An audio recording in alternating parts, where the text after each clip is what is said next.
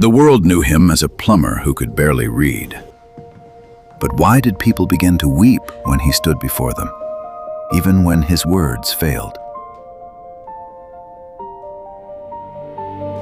Before Smith Wigglesworth became a voice to the nations, God sent him into basements, industrial smoke, and one closed door. He came to that door poor, but not careless.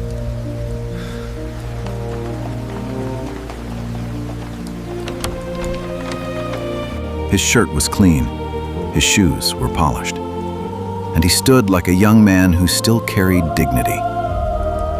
The master plumber looked at him and said, "No. I don't need anyone." Most men would have walked away wounded or angry, but Smith looked at him with quiet grace. Thank you, sir. I am sorry to have troubled you.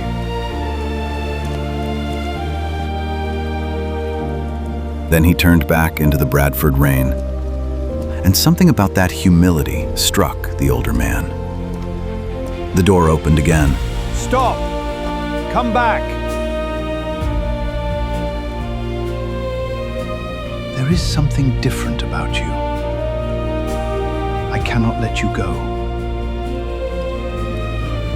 That rejection should have ended the story. Instead, it opened his first hidden school. A plumber who could barely speak would learn to preach with tears. Before that door opened, a fire was already burning inside him. He wanted souls, but he had no voice, no tools, and no form. The fire was real, but it still needed training. Smith prayed. He waited on the Lord. And before God ever gave him a pulpit, God placed him beside a godly workman, a quiet believer from the Plymouth Brethren. This man taught him pipes, pressure, water, tools, and work. But he also taught him obedience, baptism, scripture, and the coming of Christ. Walk in wisdom. Smith was learning two trades at once: how to work with his hands and how to live ready before God. Before God opened a pulpit, he opened a workshop. To the world, he was only a plumber, a young man with rough hands bent over pipes, drains, and dirty water. But heaven was training him in hidden places. One wrong joint and the house could flood. One careless seal and hidden damage could spread behind the walls. Smith was learning that in God's work, as in lead pipes, small things matter. Endurance, precision, courage, the willingness to enter places others avoided. And one day, that same courage would lead him not only into basements, but into hospitals, ships, streets, and broken lives. By about 20, Smith left for Liverpool looking for work. Bradford had been smoke, mills, and iron. Liverpool was fog, masts, salt air, and wounded streets. In that great port city, he found more than wages. He found children with no shoes, children with no bread, children who had learned hunger before they had learned hope. He had come to earn money. God showed him what money was for. He went to Liverpool looking for work. God showed him children who needed bread. Each week, Smith walked through the worst streets of the city and invited the children to come. Barefoot, ragged, hungry. They followed him through the fog like a little army of need. His hands were tired from long days of labor, but those same hands still bought bread for children. A shed by the docks became their meeting place. Not a cathedral, not a grand hall. A shed. And before Smith spoke to them about the bread of life, he gave them bread from his own wages. Don't worry now. The bread touched their hands first. Then the gospel touched their hearts. His employer gave him a shed. God turned it into an altar. About safe harboring the end.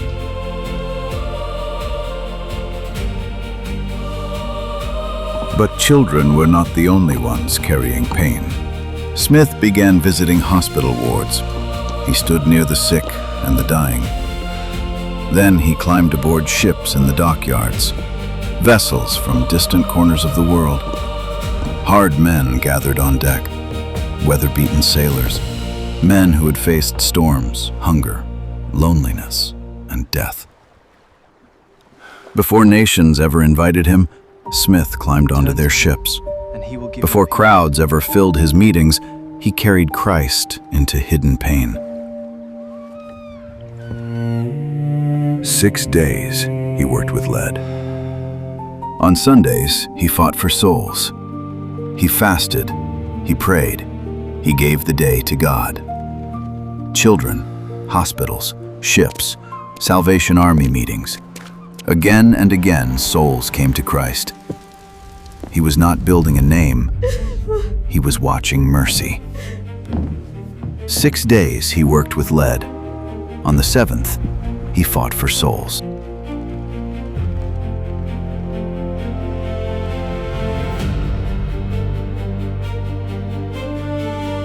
Do not be afraid. The Salvation Army often invited him to speak in their meetings.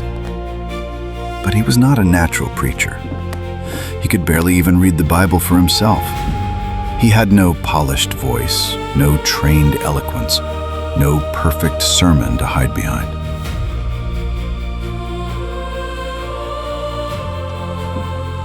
Many times he would stand before the people, open his mouth, and the words would fail. Then the tears came.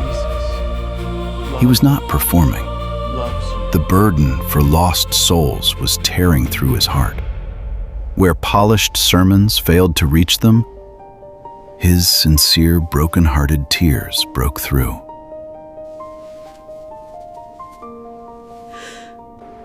Even on the ships, rough sailors watched the weeping plumber. Men hardened by storms, hunger, danger, and death. They saw a man who could barely preach, but could not stop weeping for their souls. One by one, they took off their caps. The hard faces softened. Men who had not cried in years began to weep with him. And souls came to Christ. He did not preach like a trained man. He wept like a broken one. Liverpool did not make Smith famous. It made him broken. It taught him that the gospel was not only for chapels. It was for dock sheds, hospital beds, ship decks, hungry children, hard men, and every hidden place where pain had learned to live in silence. He had lead in his hands, but now he had tears in his prayers. Liverpool did not make him famous. It made him broken.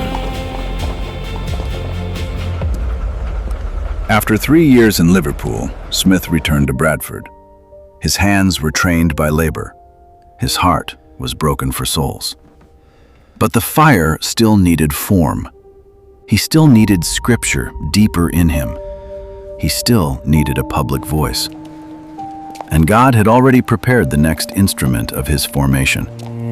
He returned with trained hands and a broken heart. While Smith had been learning to weep for souls, another fire was burning in Bradford. Polly was not a gentle decoration at the end of the story. She was fire in public. For the hour of reckoning He had is at tears, hand. but Place still your trust struggled in for a his voice. unwavering word. She had a He will voice that guide could you face out the of street. darkness. Her name was Mary Jane Featherstone, but history would remember her as Polly. And before Smith Wigglesworth became a voice to the nations, God would use this woman to help shape the voice inside him. The man who wept for souls was about to join his path with the woman whose fire would shape his voice.